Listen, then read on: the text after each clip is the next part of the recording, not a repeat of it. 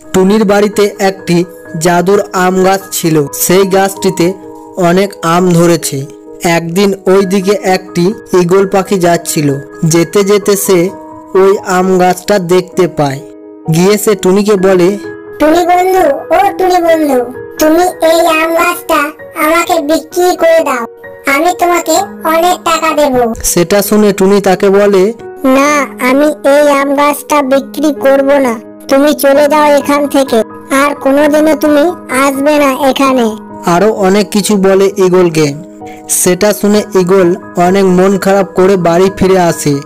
এসে সে বাসায় বসে বলে, তুমি এত বড় সাহস, তুমি আমাকে এইভাবে অপমান করলো, আর আম গাছটা তো বিক্রি করবে না বলছে। এই গাছটাকে আজ আমি কেটেই ফেলবো। এই বলে সে খুব রেগে যায়। আর সে রাগের মাথায় মাঝরাতে চলে আসে টুনির বাড়িতে আম গাছটা কাটার জন্য। এসে সে কাউকে দেখতে না পেয়ে সে গাছটা কাটতে যায়, আর ওই জাদুর গাছটা তাকে তার মধ্যে আটকে রাখে। টুনি সকালে উঠে দেখে যে ঈগল তার গাছটা কাটতে এসেছে।